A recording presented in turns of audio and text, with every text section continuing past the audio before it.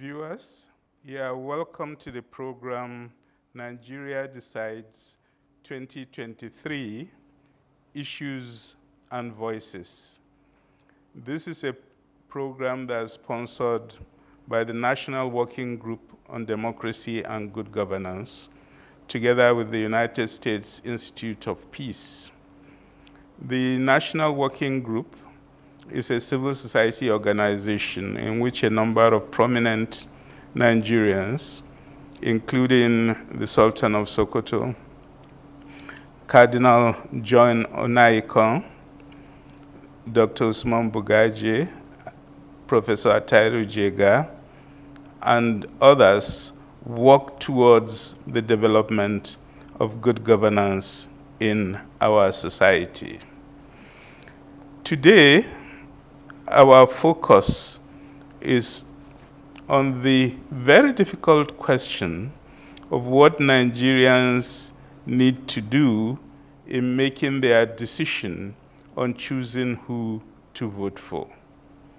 It is a very difficult question sometimes, especially because civil society and a lot of informed opinions are telling Nigerian voters that don't vote on the basis of identity politics, religion, ethnicity, region. Vote on the basis of the quality of the candidates that are presented to you. What then are those qualities that Nigerians should be looking for? We have a formidable panel to discuss this very important issue. It's a civil society panel composed of Anne Iyonu, Executive Director of the Goodluck Jonathan Foundation, Salahuddin of the Clean Foundation, and Dengefa of the Center for Democracy and Development, an organization I'm sure all of you have heard about. This is just showing my partiality. I will first start by asking the panelists to speak for just 1 minute on the work their organizations do on elections. Anne, let me start with you. Thank you. So for us at the Goodluck Jonathan Foundation, the work we do cuts across not just the sub-region. For specifically in Nigeria, we have a forum called the West African Elders Forum, Conflict Resolution Support Services. It's a forum made up of former heads of states and government who, having attained high level in office in both their home countries and internationally, have developed non-partisan skills that can help diffuse tensions. Because you find out that, like I was saying, most of the issues we have in the sub-region are post-electoral issues. And so we don't want it to wait for issues to degenerate into an open conflict. Rather, we de-escalate things before it becomes an open conflict. So the elders, it was carried out in the Gambia. We first tested this initiative in the Gambia, the last elections in 2021, and it was successful. We were able to successfully mediate the Gambian elections. And so we're coming to Nigeria again to do the same thing, hoping that whatever disputes may arise from our elections, the elders will be on ground to de-escalate it and it doesn't degenerate into an open conflict. Thank you. And of course, we are all in this country very grateful to President Goodluck Jonathan for the good example he showed during the 2015 elections, where he accepted the verdict of the people without argument. And that, in a way, played a huge role in consolidating Nigerian democracy. So please tell President Goodluck Jonathan, we are always very grateful to him. Absolutely. Salahuddin, Clean Foundation. Thank you very much, Prof. For us at the foundation, what we do basically is to look at the integrity of the election from the point of view of security, and of course looking at the conduct of security agencies in the elections. And we know too well that in the build-up to the elections, there are usually some level of violence that brews before, during, and after the elections. So what Clean Foundation does currently is to do what we call the security threat assessment, which we have done across all 774 local governments across the country. And of course, that report has been collated. We use primary data, open source, where we have actually requested most of our local coordinators to actually do all of those assessments. We put them into various infographics, we disseminate. As a matter of fact, this week we will be issuing the first statement regarding that particular elections. And of course, we will also have the Election Security Support Center, which is going to be a center to coordinate and consistently monitor conduct of security personnel in the field regarding the elections. And of course, what are those threats? How can we mitigate them? What are the response mechanisms? And what are the kind of mitigation that can come in? And that also helps us in terms of how we do policy engagement and of course policy advocacy to stakeholders at different levels. So these are some of the broad spectrum, engaging civil society on the one side and of course the media and the state actors, those who are directly involved in the political process, to also understand very strongly the need to understand those threats, how to mitigate them, and also, of course keep them at a very low ebb. Thank you very much. Dan Gefa, Center for Democracy and Development. Well, thank you so much. Well, the Center for Democracy and Development is a leading think tank in West Africa that that deals with research and advocacy on issues of democracy and then development. So so the center does quite a lot of things, but I'm going to I'll just stick to our plans for the 2023 elections. So for the 2023 elections, we are deploying observers, over 4,000 observers to different polling units in Nigeria. We have a war room. So the war room is meant to fight misinformation and disinformation, because we've seen that the space has been populated with lots of fake news, disinformation, and misinformation, and we believe that misinformation and disinformation is one recipe for conflict. So we have a war room that that actively checks from the campaign promises to what the spokesperson say online and then in person to deal with issues of disinformation. That is just on the one hand, and then we have what we call the CDD EAC.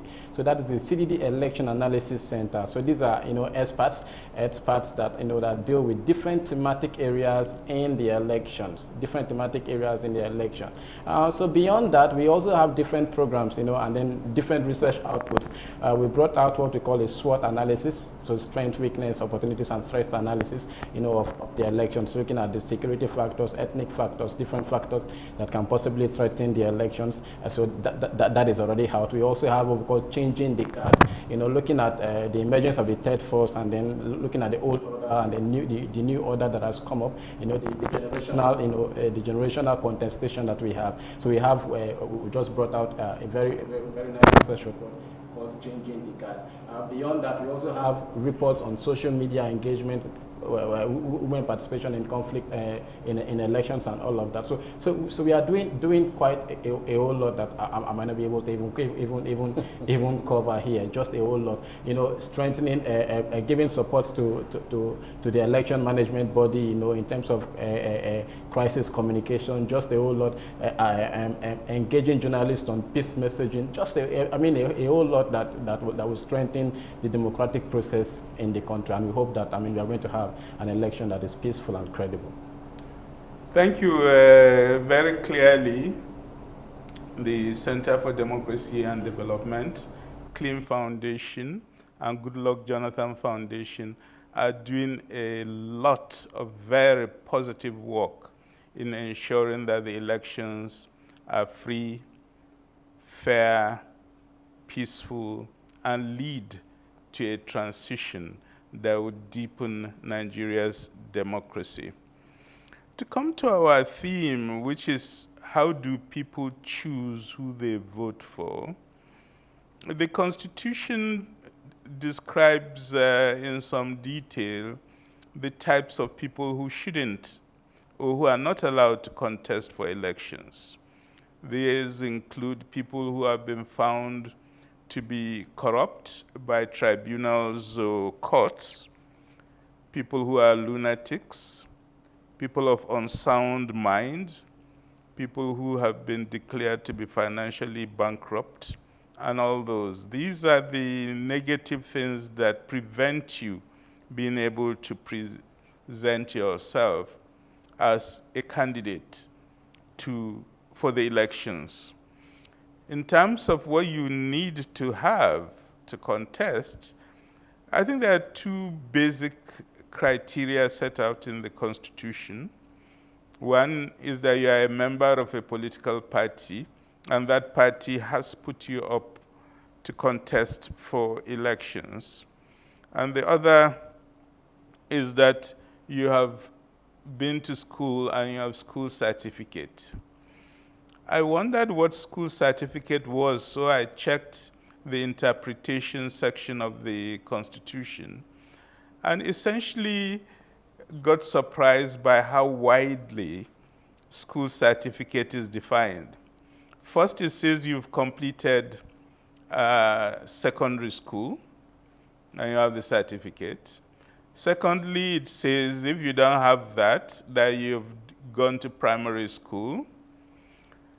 Thirdly, it says apparently if you've been to neither secondary school nor primary school, that you've been to some courses that would be the equivalent of schooling. And the final criteria is that INEC thinks you are sufficiently literate to contest for elections. So the Constitution is actually extremely generous in terms of what your qualifications are. That essentially INEC thinks you are literate and you've been put up by your party.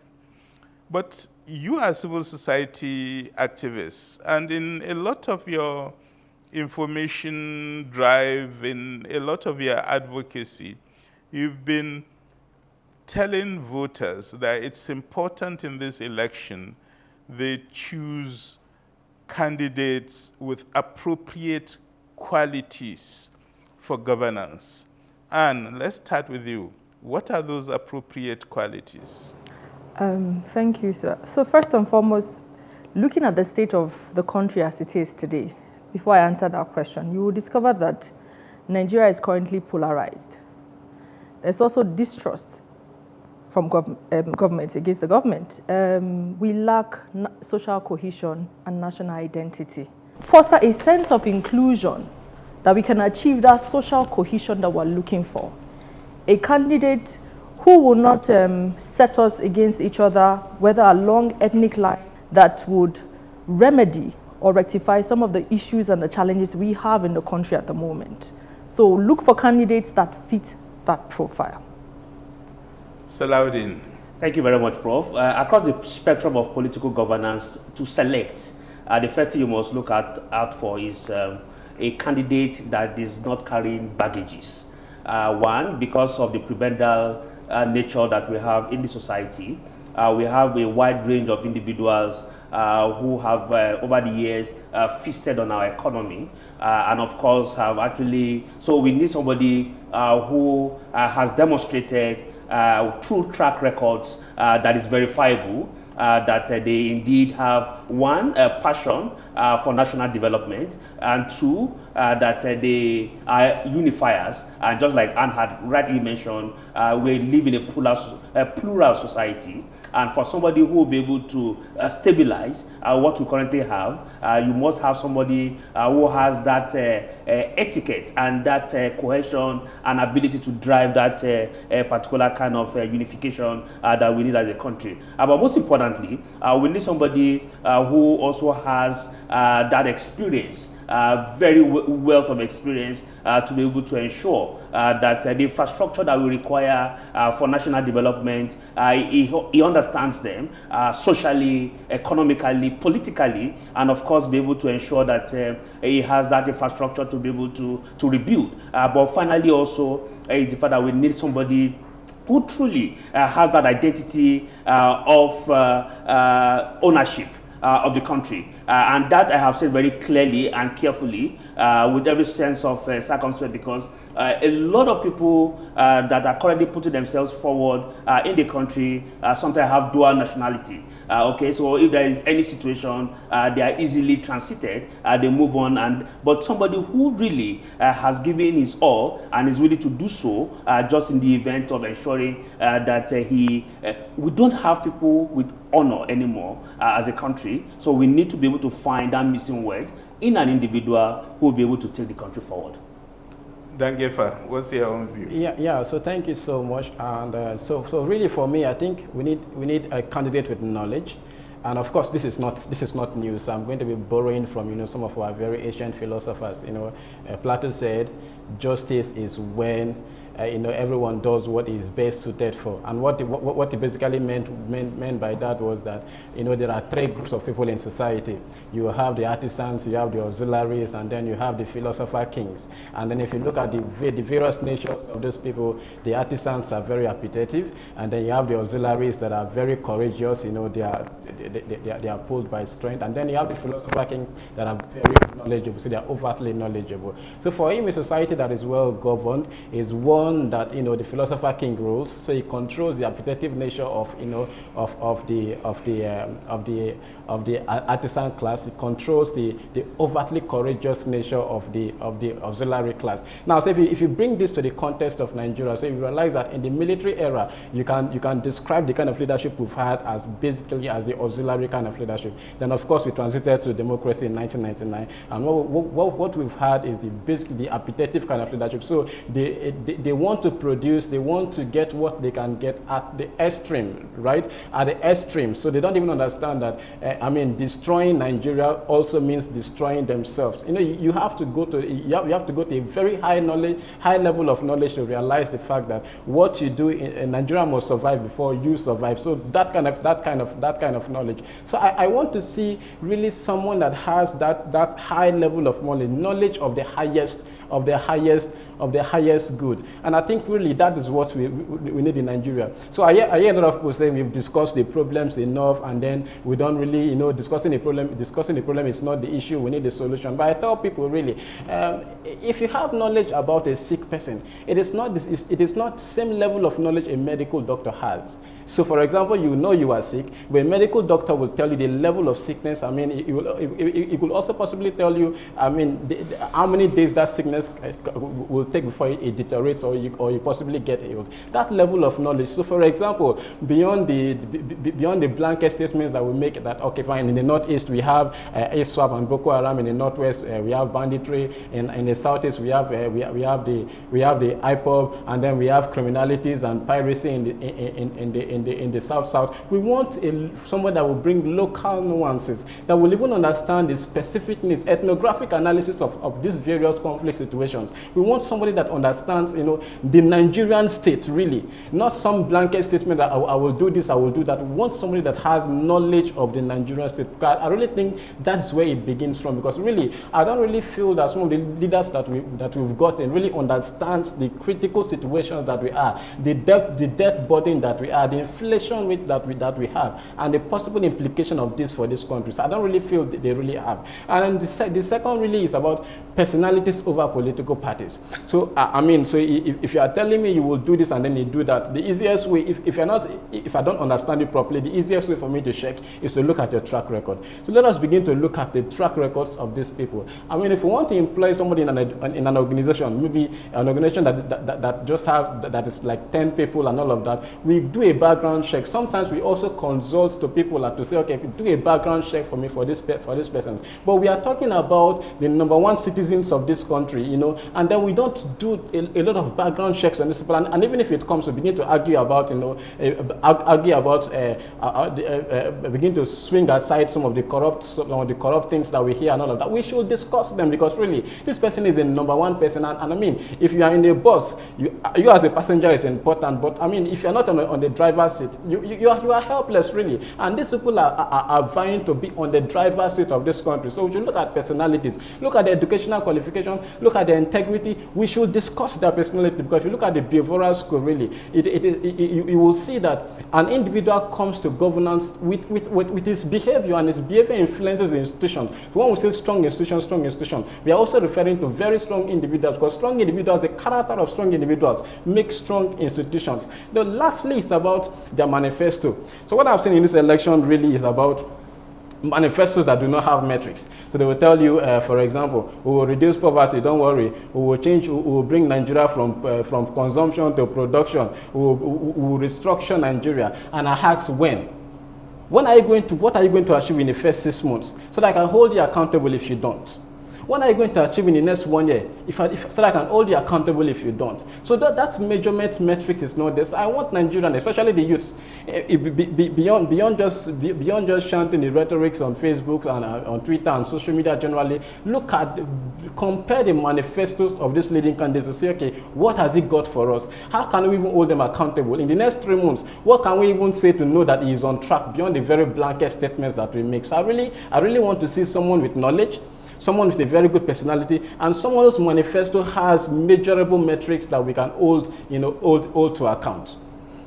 Thank you. I like the general arguments the three of you are making, that first and foremost, let's look for somebody who can build Nigeria, who can promote national unity, who can make Nigeria a cohesive nation.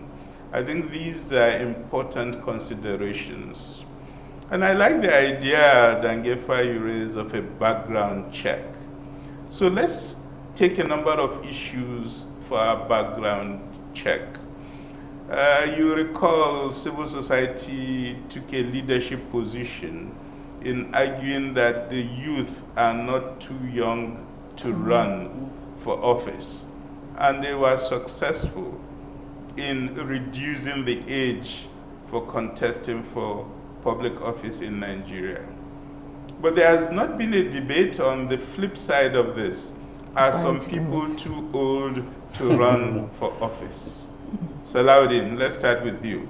Do you think there should be an upper age limit in contesting for office? Absolutely, sir. I think that would help in terms of regulating the kinds of individuals that drive the country forward. And to be very honest, you cannot bring analog experience into a digital community. Times have changed, generations have moved, and we need to be able to move with the trends across the globe. I had the opportunity to sit in a regional negotiating table for a multilateral conversation, and I saw a 21 years old lady negotiating for the entire Asia. And I said to myself, the entire delegation from Nigeria were actually civil servant, directorate level, permanent secretary, old and a Caribbean. And of course, at that time, when you bring specific agenda to the table, the analysis was poor, the positioning was not rife, the angle of perspective seemed to be entirely analog. And of course, you see a digital age, young people with very clear knowledge, with modern ideas of how they can actually try turn around the system, the economy, and that also was providing me with a new thinking. And to be very honest, if you are actually going to be moving in that trend, we need to begin to understand that, look, there's a need for us to put a peg as to the age limit of people who can actually drive the country forward. Where would you place the peg? I will put it at 60, to be honest, and that is because at that age, you are still very mobile, you still have a very sound mind, and of course, it can be in concurrence with what the Constitution had said. And I think the issue is this. Sorry, 60, if you are above 60, you can't contest. You shouldn't contest, as a matter of fact. You shouldn't contest. The Constitution didn't envisage that a day will come in our national life that we will have individuals like this who would actually be struggling and contesting for powers. And maybe that was why in your opening statement you alluded to that background check that you did. and we realized that the constitution was very generous. The constitution was actually very fair. Maybe the founding fathers felt very clearly that there were going to be people who were sane in terms of actually driving the affairs of the country genuinely and interested moving forward. But unfortunately, that didn't happen. So I would say that 60 should be the limit to which people should not go beyond to vote for contest for public offices. Okay, Anne. It's interesting you should ask that question because I had thought about it earlier, the upper age limit thing.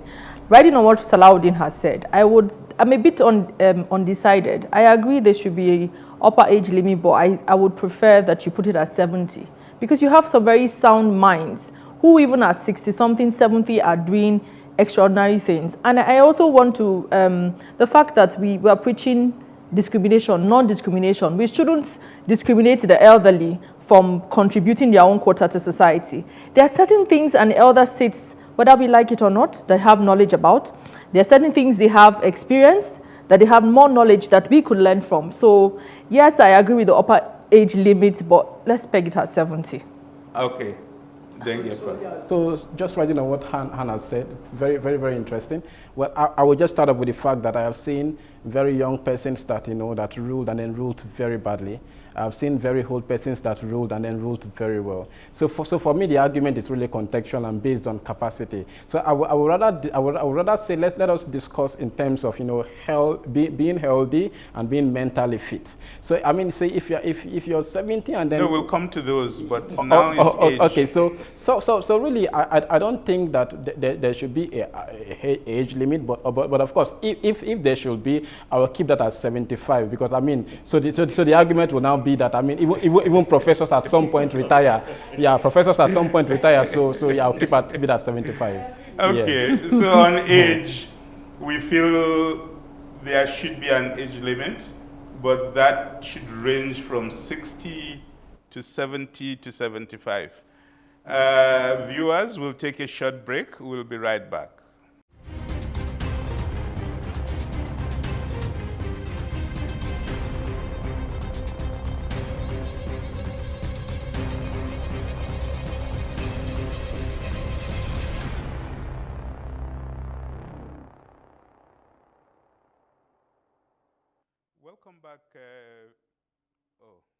Welcome back, viewers. We are considering today what are the qualities voters should be looking for when they decide who they want to vote for in the forthcoming elections.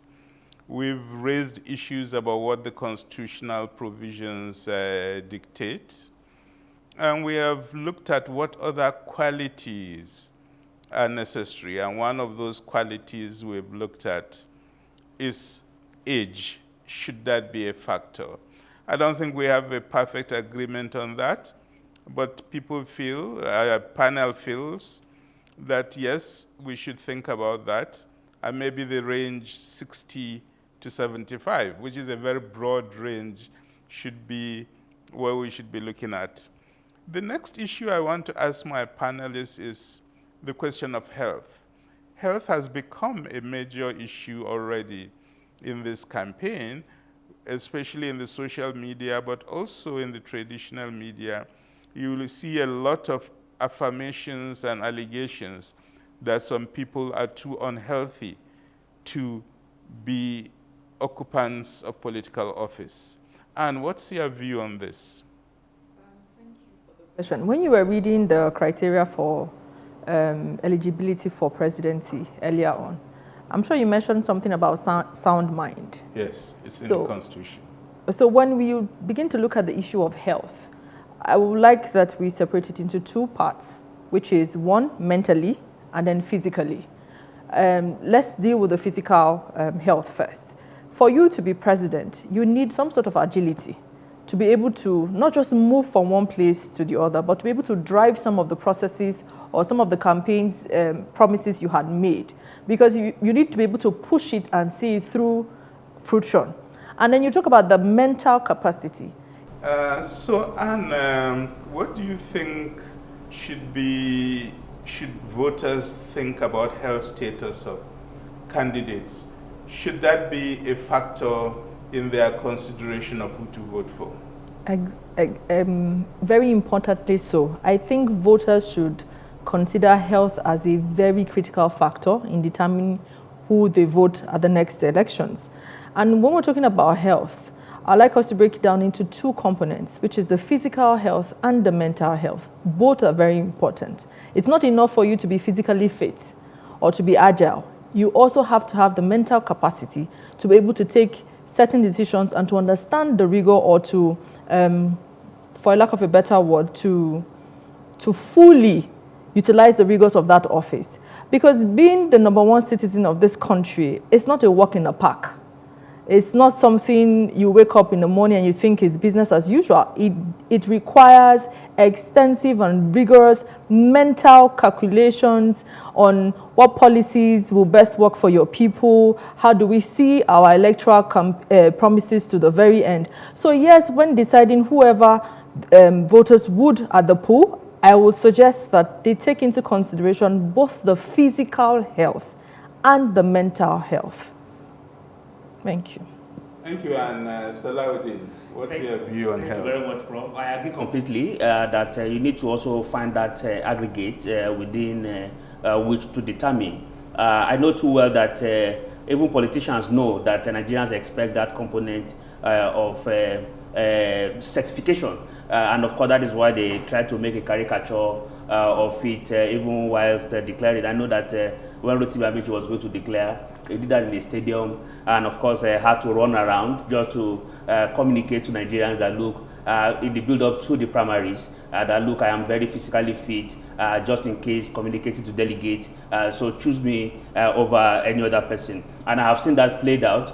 Even the candidate of the APC trying to walk on a treadmill, trying to also, that video came out, and of course communicating that look, against the perception that I am not doing well, see me trying to also do all of this. But of course, the issue is very important. Like you have rightly mentioned earlier, that the issue of certification, both for academic and of course health, must have been undertaken. And you know too well how all of this certification also happen. At different times in our lives, even at workplace, they have requested us to bring some sort of physical fitness certificates, which we produce. And these things are procured generally in the market today. So that is not a determinant to suggest that. But yes, to be physically fit is fundamental. But of course, it has become one of the ways that the commercialization and politicization of it has happened. But what is most important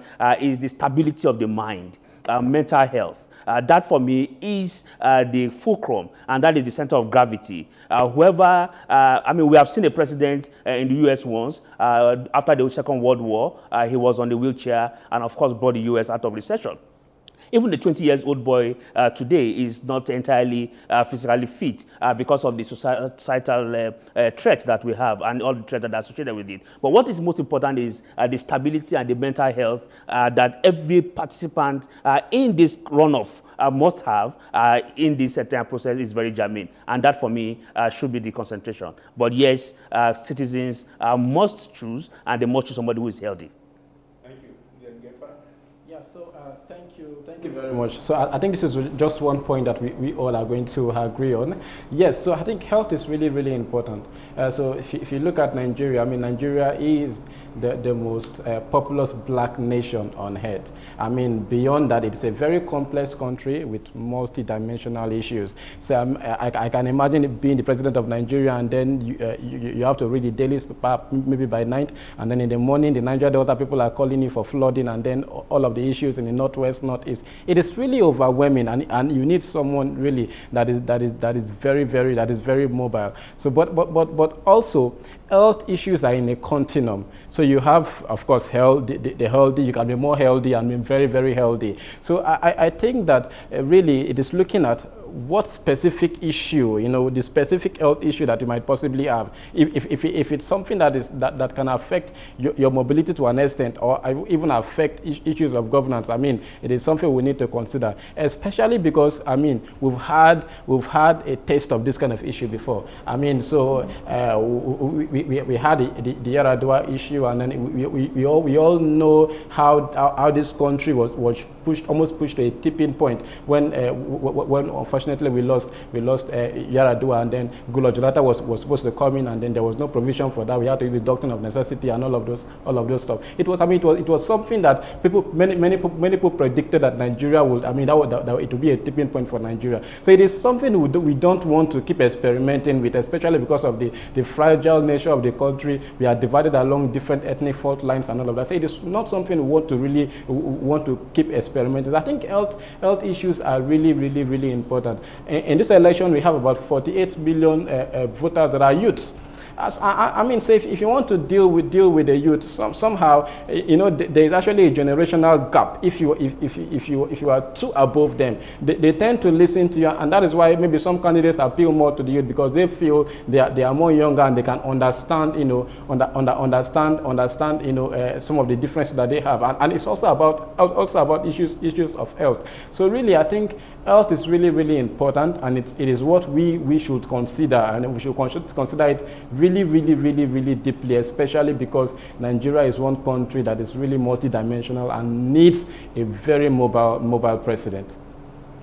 Yeah, so I think we are all agreed health is an important issue. You need to be fairly healthy to rule a large, complex country such as Nigeria. But of course, health is something that you can't always determine. You can be elected perfectly healthy, yeah, and the day after your inauguration you fall sick, yeah, because we are not always in total control of what happens to our health.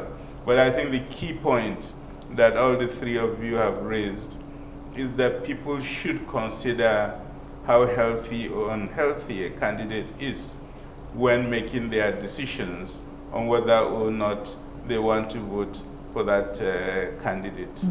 The next issue I want to place on the table, and this time I'll start with you, Danjeffer, is the whole question of educational qualification. Is it really useful to be highly educated as a condition to be able to govern? As I've said at the beginning of this program, the Constitution is very generous in terms of educational qualification, and basically the real criteria it sets out is that somebody should be literate in the consideration of INEC, because it turns out school certificate doesn't actually mean school certificate. What's your view? Is it necessary for somebody to have a high educational qualification to be voted for? And if so, what level? Well, I think necessary is actually an understatement. I think it should actually be a must. Now, starting off with what John Locke said. John Locke said, man is born tabula rasa. So whatever you gain in society is either gained from formal education or informal education, or particularly from your environment. So I will assume that nobody comes to this world with an innate knowledge. You gain whatever you want to gain from the schooling system or from the environment. So it also means that the level of your schooling, and then the quality of the institution determines, builds you to the perfect whole human being that you become. If that is then true, you will realize that someone that finishes a primary school is expected that you have a better value system in terms, because education is both in character and in learning. So you have a very good background in learning, and you also have a very good background in value system. Someone that finishes secondary school is expected to be higher in terms of values and then in learning. And then if you finish the university system, you're expected to be better. So really, I think in many places, really, if you have a PhD, for example, you are a preferred candidate because they feel that you've undertaken rigorous studies after several years. So they feel you are better mentally fit to, you know, to organize that particular organization. You are better mentally fit to look at the complex situations. You're better mentally fit, you know, to discuss complicated international issues, perhaps like climate change and all of the intricacies that concern those very complex issues. But I really wonder when it comes to, you know, governance of the highest office. We can now say certificate, and even if you don't have, INEC can possibly determine that you are, you know, you are eligible based on they can say they find your level of knowledge adequate enough to become the president of Nigeria. And you know that INEC also is, I mean, it's made up of individuals that may be subjective. So I really think that the highest office should at least be from someone that has perhaps a BSc, HND, at least should have an undergraduate, because I believe in most disciplines, maybe you want to study political science, you want to study law. I mean, for most disciplines, even for most employment criteria, I mean, it is for undergraduates. So I really believe that we need to push up that a little, and then make sure that the people that govern us, you know, beyond just saying they have experience, they should have at least a BSc, HND, at least have a university degree, you know, that will enable them, you know, discuss issues of, you know, foreign importance. So I can imagine that we have our president in different forums, and then they are bringing complicated issues he does not even understand, because perhaps what the kind of knowledge he has is the basic knowledge. And then you are competing against people that, you know, people that have very sophisticated level of education. I mean, that is a lose-lose for us. So I think we need to have somebody that, you know, that at the minimum has a university degree. Thank you. Salahuddin. Absolutely, sir. I think that would be the minimum, which I agree, and that is because for you to be able to decide constructively, you must be able to be knowledgeable, and that we established at the beginning of this event. For you to be able to interpret constructively, unbiased, you need to be able to take the situation into an arena where you can actually provide that ambience of a very clear and meticulous analysis. For you to be able to analyze a situation properly, you need that level of knowledge. So I think it is actually a transition that we have, that we must actually establish. And that is because to rule and become a president of this country, you are going to be interfacing with global leaders. You are going to be taking some kind of decisions that is actually beyond some kind of spectrum from where you are coming from. So it is very important that even beyond learning, that some level of experience also must come. But because we are actually concentrating on education, it offers that individual an opportunity to be able to dissect information, look at it holistically, and be able to remove any form of prism. Because sometimes it is about prism from where you look at an issue from. But when you have that dynamic mind that interprets and, of course, provide that oscillation, then, of course, you can come up with the best kind of judgment. One of the biggest embarrassments that we had and that we have faced in the last few years is because of the kind of global gaffe that we have seen actually playing out. And that, of course, we have been able to trace to the fact that, yes, there was some kind of modesty in how we selected our leaders. So for us to be able to continue to represent and stand in the Committee of Nations and be able to speak in such a way and manner that people respect Nigeria as the biggest nation with the largest number of black race, we must be able to put forward leaders who are knowledgeable, who are very forward-looking, who have the foresight and can compete constructively. One single decision Singapore made some years ago, it transformed the entire country. One single decision Malaysia, Brazil made, and of course they saw what today we have made decisions over and over again that has created inconsistencies, somersault, and that has receded us backward. And that is the reason why we need somebody who is forward-looking. Okay, thank you. Anne, what's your own view? I think we're all in agreement that a university degree or HND should be the basic minimum. But I would also want to point out that it's not about education as in formal education alone. There should be some sorts of self-development. It's not enough for you 5 years, 10 years, you've graduated from university, you haven't gone ahead to develop yourself. You also need to learn some basic things some life skills. Just show that the process that you're constantly developing yourself, because the times are changing. The only thing constant in life is change. The world also changes, it's dynamic, so you also have to adapt and change. So if there's something new, you learn it. So we are all in agreement. Like Salahuddin has said, I can't overflog the issue. You need somebody who has, who is in the know of what is going on, so that you avoid some of the embarrassing situations that we have found ourselves on the global stage. So yeah, a basic qualification will be the university degree, but also self-development. So my panel believes you need to have been to a university or to a polytechnic and have your certificate as one of the conditions to be able to properly understand how to govern a country and proceed from that point.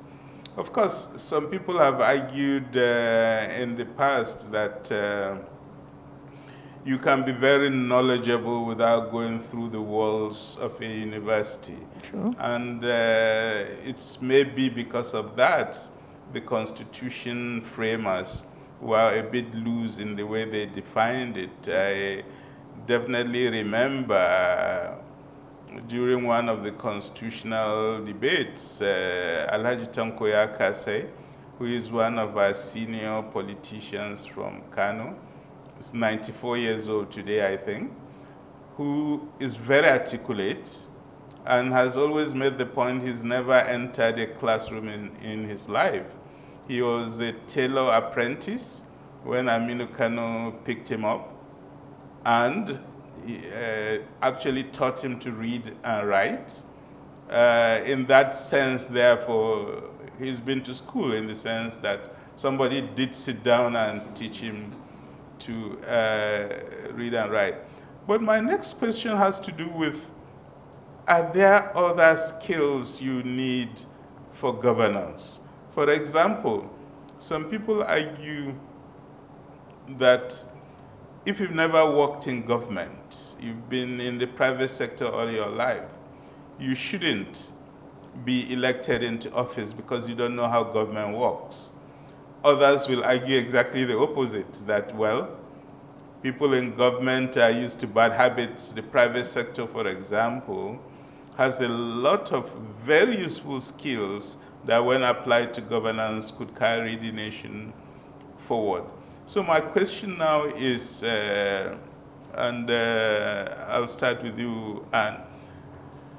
What are the other governance skills people need to have to perform well in government? Thank you for that question. It's a very important question. Riding on what you said earlier, the people have argued that if you've worked in the private sector, you can't work in governance because you don't know the issues. I would rather say that what you've done, like we mentioned in the past, your track record should be a criteria, be it public sector, be it private sector, that you have worked in the past. Your track record should be one of the bases which we select you. And beyond governance, really, what are the issues involved in governance? I would honestly, if you ask me, I would say empathy. I would also say knowing and understanding the job. I would say selflessness. For you to be a leader, you must first of all be a follower. You are not there to go and lord it over anybody. You're there to serve. So you must have the spirit of servitude. You must serve. It's not about, and whoever is going to be there has to be selfless. So what are the issues really about governance? Is you knowing that I am holding public trust, a public office. I'm holding the public trust on behalf of the people, and that whatever I do is for the benefit of the people. I think when you have such guidelines or things that guide you, you're able to govern properly. It's not about, it's not an educational requirement per se, in the sense that it's not about the skills that you would have. It's about the person. Integrity, empathy, selflessness. Maybe you help me when you say your own. But all I'm saying is, for me, I don't think it's about knowing where to plug this or knowing this policy or knowing. It's not just in nuts and bolts. Yeah. Yes, it's not exactly. So it's about What makes you the individual that helps you to deliver on the job that you have taken? Okay, we just have a minute left, so quickly, Salahuddin. Okay, I will take the issue of time management. One of the biggest things that has set us back is because we don't have respect for time. Delegation is one, ability to delegate. These are some of the things that have made private sector quite very robust. And of course, they know too well that if you don't achieve anything within 365 days, that you are likely going to lose and you are not going to make profit. So they know that time is very of essence. And so that is very important. And bureaucracy has been one of the biggest challenges that has killed us as a country. Ability to delegate, monitoring capacity, that when you delegate individuals, you also have to monitor them, not just leave contractors, leave your cabinet members just to run with decisions, but you must be able to backstop, to be able to also check capability, also to be able to understand what are the returns on investment. And of course, when you even have issues to analyze, public policy analysis, and that for me is very fundamental. Thank you. Then Jeffa? Yeah, so because of time, I will touch on just 3 issues. And then, so one is frugality in the management of public resources. And then second is monitoring and evaluation. And then third is advocacy.